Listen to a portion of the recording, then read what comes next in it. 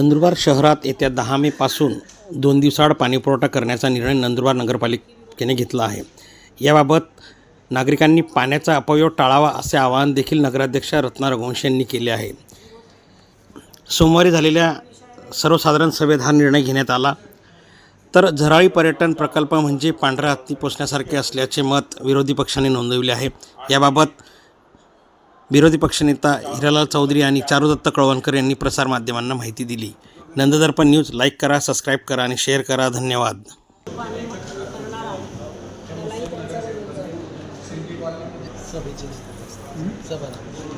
पाणी पुरवठा हे धरणांमधून सोडवण्यात येत आहे, म्हणून तो पिवळसर पाणी येतं। काही तक्रारी तर त्याच्यावरती उपाययोजना पण सुरू आहेत आणि आम्ही 10 तारखेपासून 2 दिवसाआड पाणी पुरवठा करणार आहे।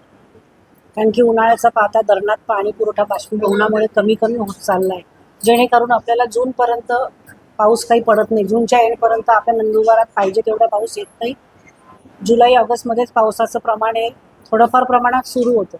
त्या अनुषंगाने भविष्याचा थोडासा 2 महिन्याचा परत विचार करून मे, जून, जुलै, आता मे तर सुरूच आहे, जून जुलैपर्यंतचा भविष्याचा विचार करून 10 तारखेपासून 2 दिवसाआड पाणी पुरवठा होणार आहे। तरी माझ्या सगळ्याच नंदुरबारकर वासियांना विनंती आहे की पाण्याचा अपव्यय टाळावा।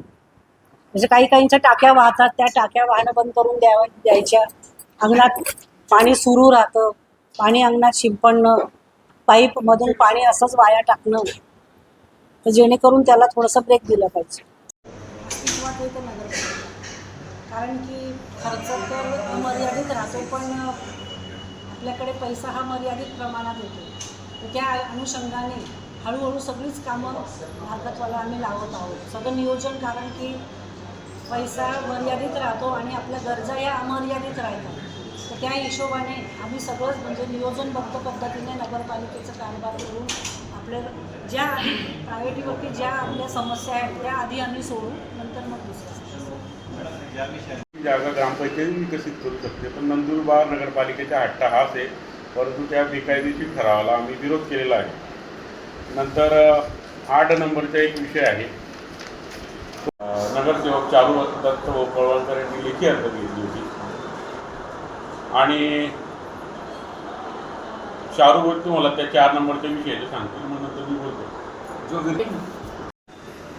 विषय क्रमांक 4 पर्यटनाच्या निधीखाली जो एक प्रकल्प हा सरळ पांढरा हत्ती पोसायचा प्रकार आहे। म्हणजे ती जागा आपली नाही, त्याची मालकी नाही, अजूनही अद्याप ती जागेचं काही कोणाची मालकीची त्याचं काही खरं नाही, तरी ते पर्यटन प्रकल्प साकारायचा, नगरपालिका त्याच्यामध्ये इन्व्हॉल्व्ह व्हायची। भविष्यात सीबी गार्डन, छत्रपती नाट्यगृहासारखे वास्तू उभा करायच्या, त्याच्यापासून उत्पन्न काही नाही, खर्च जास्त।